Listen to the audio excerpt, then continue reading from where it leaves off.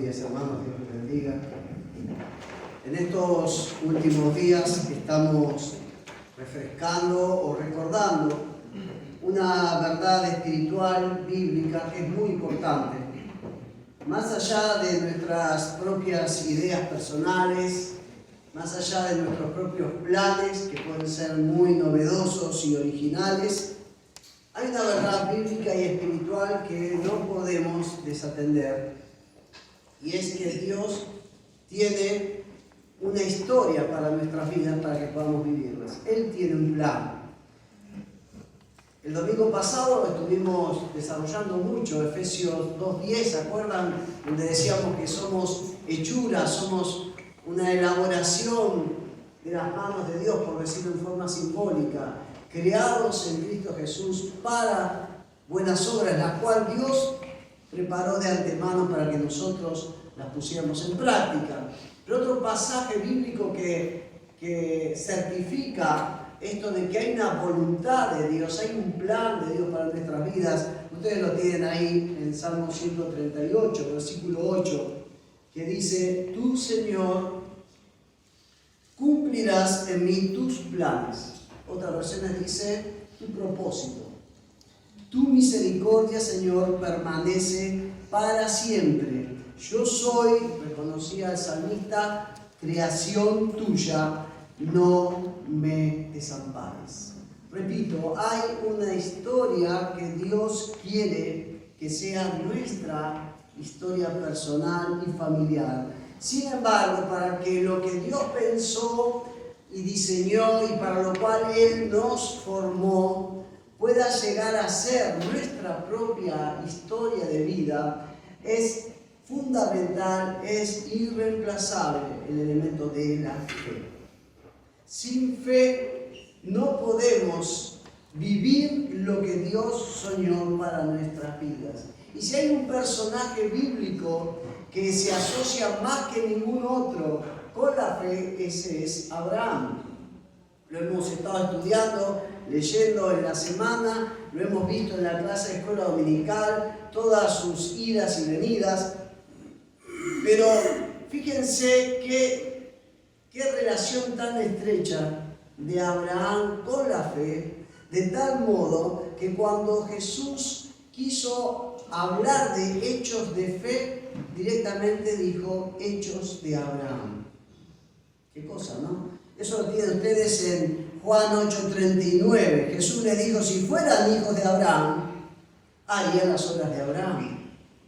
¿Quién no quisiera de nosotros decir las obras de, no sé, Susana, Carlos, Felipe? Son las obras de fe, porque nos movemos por fe, porque actuamos por fe, porque vivimos por fe.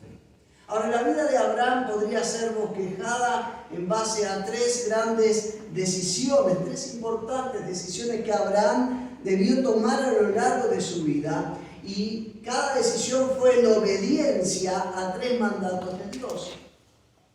Fueron tres decisiones cruciales, tres decisiones que marcaron un antes y un después en la vida de Abraham, y que fueron decisiones en las que vemos que la fe cumplió un rol decisivo, un rol irreemplazable.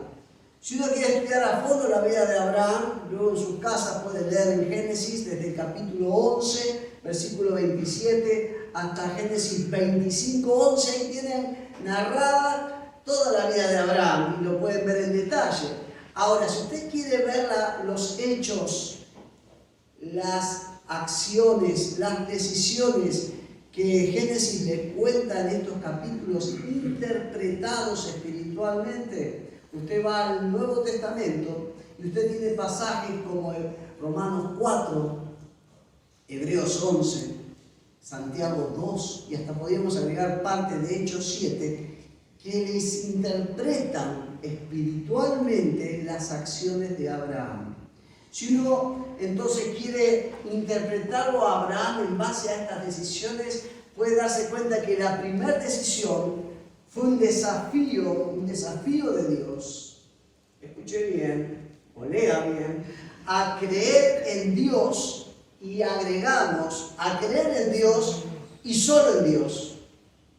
y salir para tener un nuevo comienzo en su vida. Esa fue la primera gran decisión de Abraham. Si ustedes me acompañan, ahí en Génesis 12, versículo 1 al 3, dice la palabra de Dios: pero el Señor le había dicho a Abraham: vete de tu tierra y de tu parentela y de la casa de tu padre a la tierra que te mostraré. Yo haré de ti una nación grande, te bendeciré, engrandeceré tu nombre y serás bendición. Bendeciré a los que te bendigan, maldeciré a los que te maldigan, y en ti serán benditas todas las familias de la tierra. Ahora, para que podamos entender mejor este mandato de Dios a Abraham, miren lo que agrega Josué en Josué 24:2. Entonces Josué le dijo a todo el pueblo: así dice el Señor, Dios de Israel. Obviamente estamos hablando siglos después, ¿no? de Abraham. Hace mucho tiempo su antepasado Terah, o Taré, como aparece en otras versiones, padre de Abraham y de Nahor, habitaba al otro lado del río y que hacía servía a otros dioses. ¿Por qué les cito este pasaje?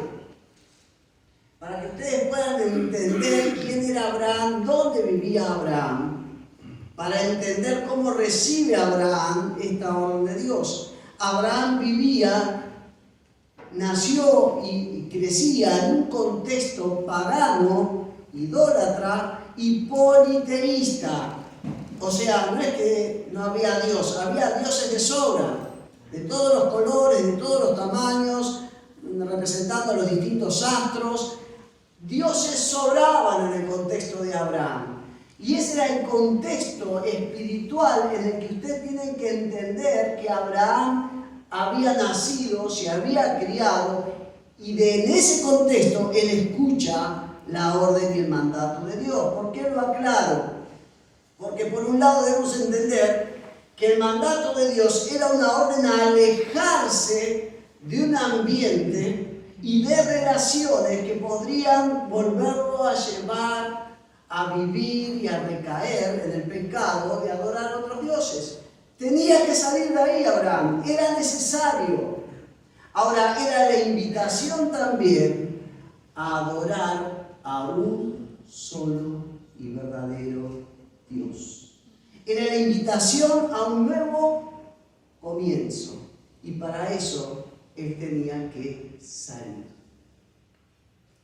Cuando Dios viene a nuestras vidas, no viene a hacer parches, no viene a hacer remiendos de lo viejo para decir: bueno, a ver qué tenemos, Guillermo, como bueno, vamos a ver si hacemos algo con esto, así no descartamos nada. No. Dios viene a hacer todo nuevo en nuestras vidas. Por eso la palabra de Dios dice en 2 Corintios 5:17, bueno, nuestra versión popular es: de modo que si alguno está en Cristo, nueva criatura es, las cosas viejas pasaron, y aquí todas son hechas nuevas, pero acá lo dice de otra manera: si alguien está unido a Cristo, es una nueva creación. Lo viejo ha quedado atrás y lo nuevo ha llegado. Y esa era la invitación a Abraham a salir para comenzar algo nuevo, no una continuación mejorada de lo viejo, ¿me entienden? Pero por unos momentos, si nos ponemos en las sandalias de Abraham, cuando Dios se le manifiesta y le habla a Abraham, no le está hablando a una persona atea. Todo lo contrario, creía en muchos dioses, no le faltaba creencia en dioses, no era un agnóstico Abraham, no era alguien que no creía en nada, era alguien que le sobraba creencias. ¿Y por qué lo aclaro esto? Porque la invitación era a creer en un solo Dios. ¿Por qué se lo digo esto? Porque saltando los más de 4.000 años que nos diferencian, nos distancian de Abraham, y saltando los más de 20.000 kilómetros que nos distancian del contexto en el que Abraham nació y crió y se movió, creo que cuando Dios nos llama hoy en pleno siglo XX, nos sigue llamando en un contexto parecido al de Abraham. Dioses en medio nuestro sobran. Vírgenes la tienen de todos los tamaños, de todas las provincias, santos hay para cada cosa, Para cada problema hay un santo. Por eso dice el dicho, cada santo con su librito. Y detrás de cada santo y detrás de cada virgen hay un montón de personas que creen en fulano o mengano. No sobran motivos de fe. Pero cuando Dios invita a un argentino en pleno siglo XXI a creer en Él, la invitación implícita es: cree en mí y en nadie más que en mí. La Biblia nos aclara una y otra vez que Dios es un Dios celoso. No quiere compartir nuestra fe con nadie más. Por eso es importante entender que Abraham recibió un desafío a salir de un contexto que no les convenía, de relaciones que lo iban a volver a hacer caer, pero era un contexto a creer, repito, en un solo Dios. Miren cómo interpreta la Biblia esta primera decisión de Abraham. Dice en Hebreos capítulo 11, versículo 8, lo hemos leído hoy en la escuela bíblica: por la fe, Abraham obedeció cuando fue llamado y salió sin saber a dónde iba y se dirigió al lugar que iba a recibir como herencia. Así también sucede con nosotros, porque cuando Dios nos desafía a dejar todo para seguir confiando en Él, nos aventuramos a lo desconocido. Nosotros estamos acostumbrados a que nos hemos movido en un ámbito evangélico de años y nos cuesta ponernos en los zapatos de alguien que viene a la iglesia por primera vez y uno lo invita a que Cristo entre en su vida y empezar una nueva vida. Para nosotros sabemos de qué estamos hablando. Para la persona es un interrogante grandísimo porque no sabe qué es en lo que se está metiendo. Pero lo importante es que sabemos de dónde venimos. Y cuando optamos por lo nuevo de Dios, lo hacemos mirando nuestro propio pasado. Y cuando miramos nuestro propio pasado, vemos nuestros propios desastres, nuestros propios errores, las heridas que tenemos. Y mirando atrás decimos: no, más de esto no quiero. Abrazo lo nuevo de Dios para mi vida. Y eso es lo que hizo Abraham con su primera decisión. Ahora, no obstante, como aclaramos en un comienzo, esta invitación de Dios a Abraham a confiar en Él y a salir para volver a empezar fue la primera de varias decisiones. La segunda decisión fue un desafío casi contrario al que les acabo de decir recién. Recién dijimos que era un desafío a salir para empezar algo nuevo. Este segundo desafío es a permanecer en un lugar, en una dimensión, en una actitud de fe en la tierra prometida. Dice Hebreos 11:9. Abraham confió tanto en Dios que vivió como un extranjero en el país que Dios le había prometido. Vivió en tiendas de campaña, igual que Isaac y Jacob, a quienes Dios también les había prometido ese país. Este verbo que ustedes acá tienen traducido como vivir, también se puede traducir como morar, habitar y permanecer. Y ese era el desafío que tenía Abraham, permanecer. ¿Saben? La diferencia entre una persona que verdaderamente toma una decisión por Dios de alguien que parece que lo ha hecho es el factor tiempo. El tiempo determina a alguien que verdaderamente ha decidido seguir a Dios de alguien que tuvo una emoción del momento, un entusiasmo pasajero y se le fue.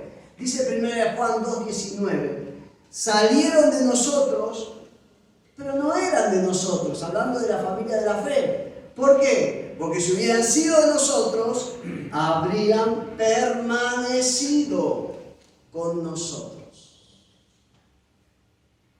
Pero salieron para que se manifestara que no todos son de nosotros. La fe que se manifestó en esta segunda decisión, al contrario de la anterior, que era salir a empezar algo nuevo, es una decisión a permanecer en la tierra que Dios había prometido. ¿Pero cómo? Como extranjero. Y quizás muchos de los que no son de Argentina y viven en medio nuestro pueden interpretar mejor este pasaje. ¿Qué es vivir como extranjero? ¿Qué es estar en un lugar que no es el de uno? ¿Qué es el de saber que las costumbres son distintas? La comida es distinta. Los nombres con que se llama la comida es distinta. No es lo mismo estar siempre en el mismo lugar que vivir como extranjero. Y Abraham tuvo que vivir como extranjero. Ahora, quitémonos la imagen del lejano oeste. Vieron que iban, como muestran las películas, que avanzaban hacia el oeste, tomaban un terreno, lo demarcaban y ya, acá es mi tierra. Abraham no pudo hacer eso. Abraham no es que fue, demarcó el terreno y dijo, bueno, gracias, acá nos instalamos. Soy nuevito en el lugar, pero no. Abraham, dice la palabra de Dios, que vivió como extranjero.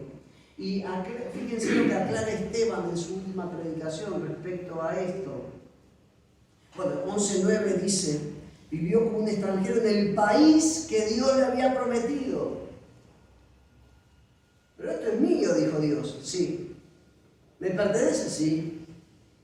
Pero seguí armando y desarmando la carpa porque no tenés ni un metro cuadrado. Vivió en tiendas de campaña, pero fíjense el agravante. Igual que Isaac, igual que Jacob. 2 generaciones viviendo en carpas. Vengo de otras partes del país en que uno ve cómo las personas toman terrenos y empiezan con carpas. Pero en los años uno ve una casilla y al tiempito el baño. Y después ya el portón y ya lo cerca. Y en un par de décadas es una casa. No fue así, Abraham.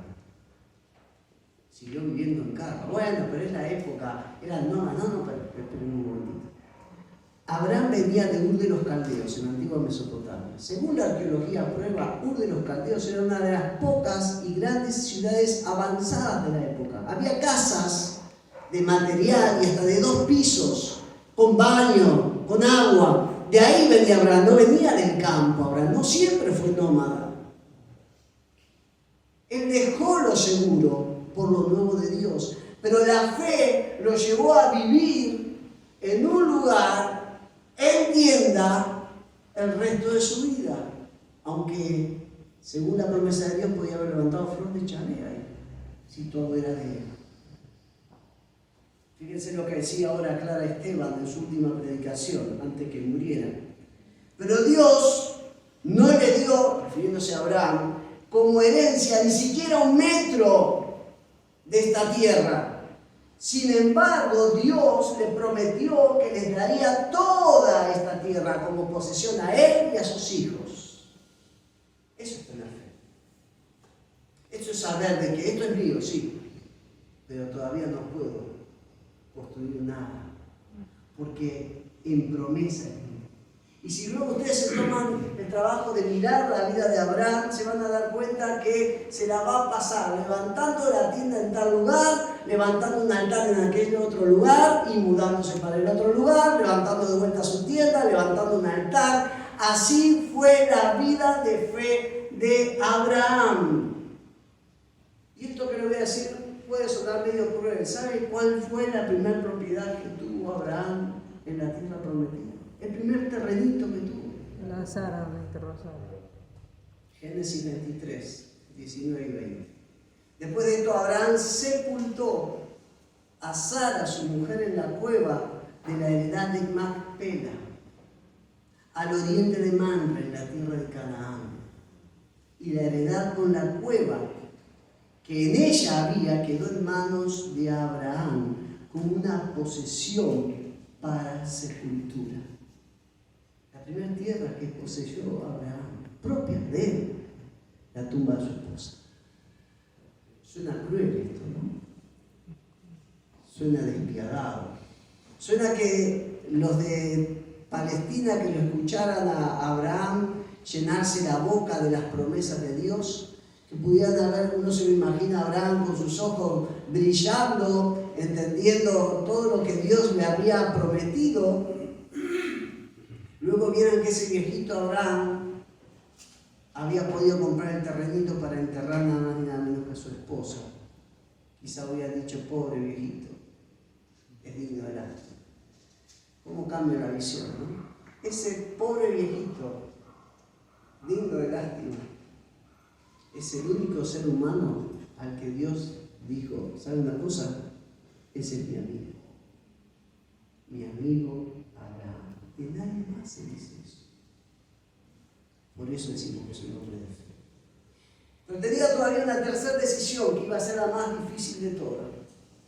Fue la decisión a obedecer a Dios basado en la promesa de Dios. Escuchen muy bien. Tomó esta decisión basado en promesa de Dios y en el poder de la resurrección.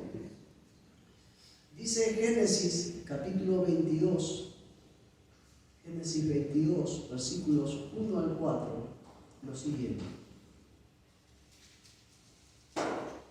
Aconteció después de estas cosas que Dios probó a Abraham, le dijo a Abraham, respondió, aquí estoy. Dios le dijo, toma ahora tu hijo, tu único Isaac, a quien amas, vete a tierra de Moriah y ofrécelo allí en holocausto sobre uno de los montes que yo te diré. Abraham se levantó muy de mañana, ensilló su asno, tomó consigo a 2 de sus siervos y a Isaac su hijo. Después cortó leña para el holocausto. Se levantó y fue al lugar que Dios le había dicho. Al tercer día alzó Abraham sus ojos y vio de lejos el lugar. Presten atención en el versículo 5, hoy lo destacaba Pedro, a las palabras de Abraham a sus siervos, cuando estaba por irse con Isaac a ofrecer sacrificio. Entonces Abraham dijo a sus siervos, esperen aquí con el asno y el niño y yo, escuchen, iremos hasta ese lugar y allí adoraremos y luego volveremos aquí mismo. Alguien le podía pegar un codazo a Abraham, ¿volveremos o volverás? Yo creo que no mintió, sino que estaba manifestando parte de la fe que lo llevó a obedecer a Dios en este desafío. Dice Génesis 17, 19 y 21. Dios le respondió, lo que acabo de decirte es que tu esposa Sara, esto estaba hablando muchos años antes, ¿no? De esto, te dará un hijo, al cual lo llamarás Isaac. Escuchen, con él y con sus descendientes confirmaré mi pacto para siempre. ¿Con quién? Con Isaac. Versículo 21. Pero mi pacto, aclara Dios, es con Isaac. Es a través de Isaac, el hijo que te dará Sara dentro de un año por esta misma época. Si bien debemos reconocer que el mandato de ofrecer a Isaac en sacrificio es el día de hoy, debo reconocerlo delante del Señor, que no lo entiendo totalmente, no lo entiendo, quizás en algún momento el Señor me revele algo más que hoy no tengo, pero sigo en parte sin entenderlo, porque le pidió a su hijo en sacrificio. Lo que sí entiendo es cómo logra obedecer a Abraham a Dios. Y dice ahí en Efesios 11, 17 al 19, lo explica, por la fe. En general, gran causa de obediencia de Abraham, la fe. Pero después lo desglosa el autor bíblico. Por la fe, cuando Abraham fue puesto a prueba, ofreció a Isaac.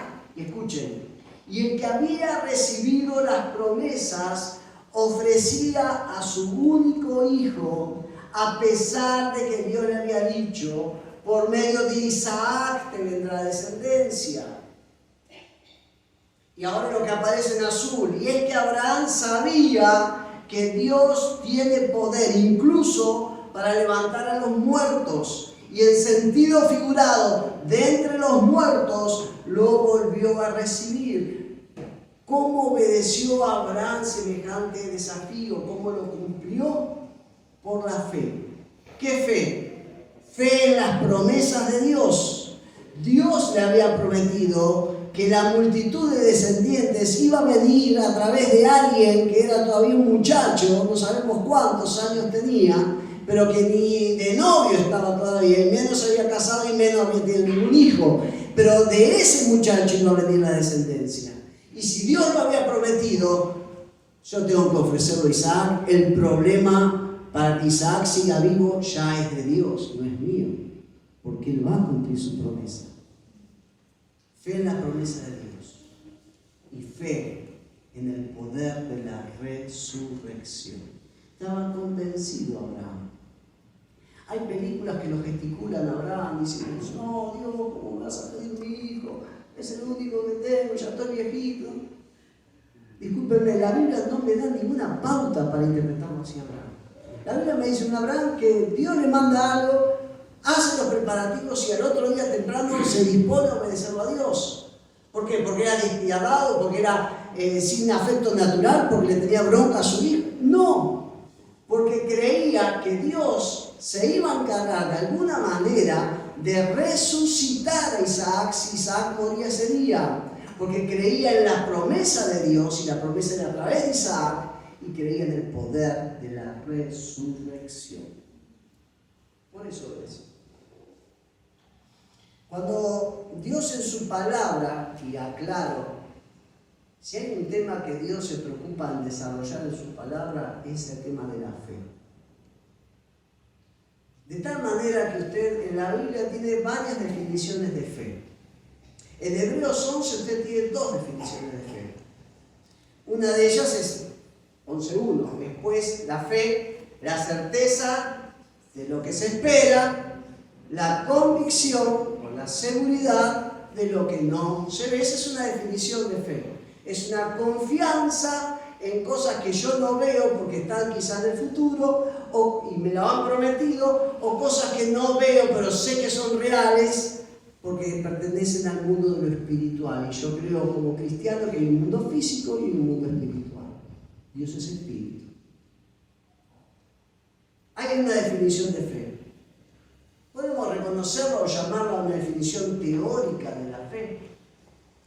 En Hebreos 11.6, en cierta manera, hay una segunda definición de fe.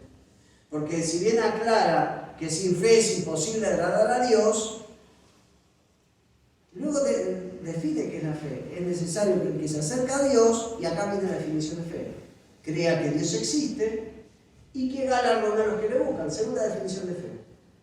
Una segunda definición que podemos llegar a relacionarla más con el tema de la oración. Porque dice que el que tiene fe no solamente cree que Dios existe, sino que recompensa a los que lo buscan. ¿Cómo lo buscamos a Dios? Y a través de la oración. Segunda definición de fe. Pero existe un aspecto sobre la fe que Dios también se ha tomado el trabajo de que nos quede en claro. Y que en parte, obviamente, Hebreos 11 lo explica de punta a punta, pero lo dice más explícitamente en Santiago 2. ¿Cuál es este aspecto de la fe? Dice Santiago 2.17. Así también la fe, por sí misma, si no tiene obras, está muerta. Esta es la primera de las tres ocasiones en este capítulo que se la tilda o se reconoce que puede haber una fe muerta. Aunque se usan dos términos distintos, la idea es una fe inoperante, una fe inactiva, una fe algunos llaman perezosa, una fe que no obra nada. Pero quizá la verdad más importante de Santiago 2 acerca de la fe, y es lo que quiero ir con esto cerrando mi mensaje, es lo que dice el versículo 22. ¿No ves que la fe de Abraham actuó juntamente con sus obras y que su fe se perfeccionó por las obras? Y esto, que nuestra fe se irá perfeccionando, ¿saben qué significa? Que la fe tiene la posibilidad de desarrollarse hasta llegar a un nivel final de fe. ¿Cómo se desarrolla nuestra fe? Estudiando mucho la Biblia, sí, eso está bueno, pero por obras, por decisiones que se toman, por acciones que se hacen, por hechos que se emprenden, por lugares que se dejan como Abraham. Porque acá la palabra de Dios me dice, ¿saben qué? La fe y las obras actúan juntos. Y la fe con las obras se va desarrollando. ¿Por qué quiero explicarles esto? Porque acá no es cuestión de que Dios te sane de lo que le estás pidiendo que te sane. Y puede ser que suceda, ¿sí? Uno cree en eso. Pero la cuestión prioritaria no pasa por ahí. La cuestión prioritaria no pasa porque tu hijo o hija se reconcilie con el Señor. Es importante, es vital. Cualquiera que es padre lo reconoce. La cuestión no pasa porque consigas un mejor trabajo que Dios sabe que lo necesitas. Lo importante es que en el proceso vos puedas desarrollar tu fe. Porque sin fe es imposible agradar a Dios. Y Dios quiere ingeniársela para que tu fe y la mía cada día crezca y se desarrolle más. Esto lo dice en cierta manera Hebreos 11, pero los versículos 13 al 16. No es muy exitista esta parte de Hebreos 11, pero está ahí en la Biblia. Todas estas personas murieron aún creyendo lo que Dios les había prometido. Sí, creyeron, aunque no recibieron lo prometido. Lo vieron desde lejos y lo aceptaron con gusto. Coincidieron en que eran extranjeros y nómadas aquí en este mundo. Es obvio que quienes se expresan así esperan tener su propio país. Si hubieran añorado el país del que salieron, bien podrían haber regresado.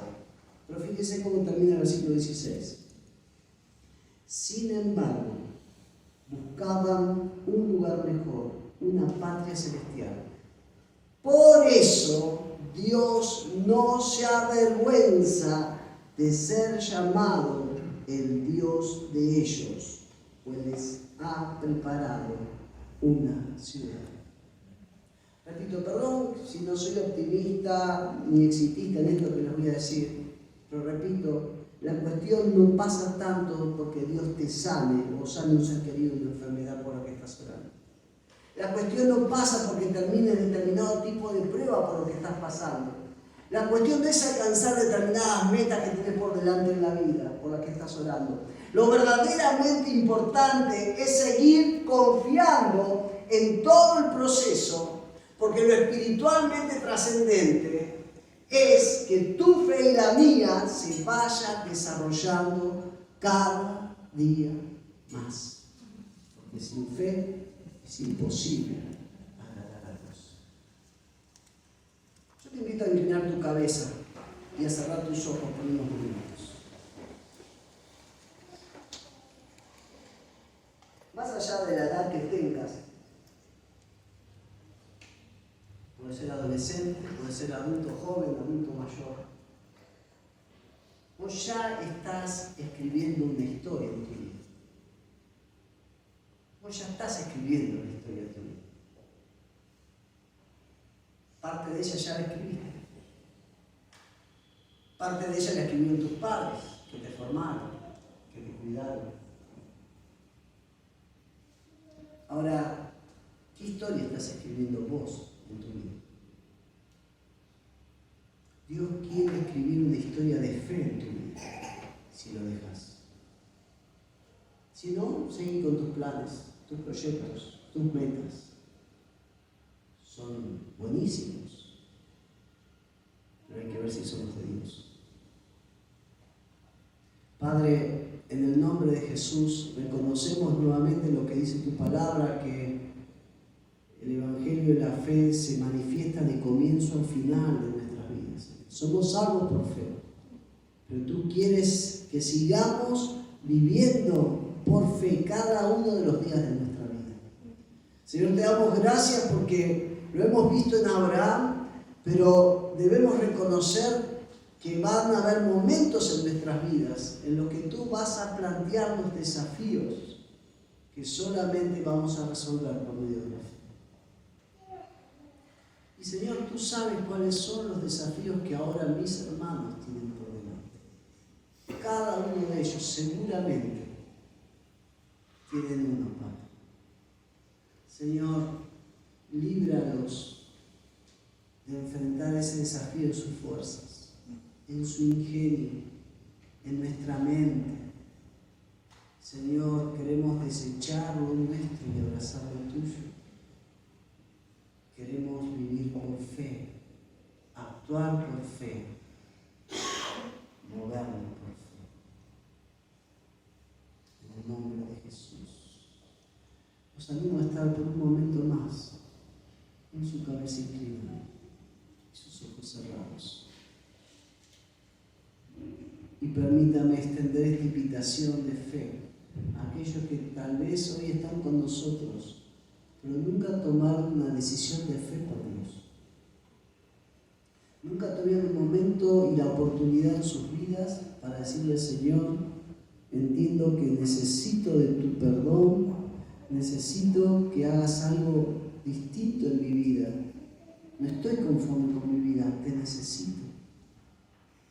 Si hay alguien en este lugar que todavía no ha hecho esta decisión inicial, esta oración de fe, yo te invito a poder hacerlo en este momento. No sé cuántos momentos o oportunidades más vas a tener como estos, pero este es el momento que Dios te está presentando para tomar una decisión de invitar a Dios a entrar a tu vida. Si querés hacerlo hoy por primera vez, yo te animo a repetir con sencillez estas palabras: Señor Dios, entiendo que te necesito. Te invito a entrar a mi vida. Perdona mis pecados. Confieso que creo en Jesús como tu Hijo y mi Salvador. Gracias por perdonarme y hacerme tu Hijo, porque te lo pido en el nombre de Jesús. Amén. Un instante más, mantengámonos en oración. Y si hay alguien en esta mañana que ha tomado esta decisión por primera vez, quizá mucho de lo que yo dije no lo entendió, pero que sí entendió que necesita de Dios, que no quiere más de lo que es su vida hasta ahora. Si has hecho esta oración por primera vez, Dios la ha escuchado, la ha contestado, te ha perdonado y, como leímos hoy, te ha hecho una nueva criatura, alguien nuevo, alguien distinto. Créelo. Pero si lo has hecho, me gustaría orar por tu vida, para bendecir la decisión que has tomado y que vos puedas, como Abraham, permanecer en lo que Dios tiene para tu vida. Hay alguien que ha hecho por primera vez esta oración, y solamente si la ha hecho por primera vez, te invito, me invito a levantar su mano para que podamos orar por su vida. Solamente los que hicieron esta oración por primera vez. Señor, gracias por tus planes. Gracias porque son mucho más grandiosos y apasionantes que lo que nosotros podemos pensar. Hoy tomamos la decisión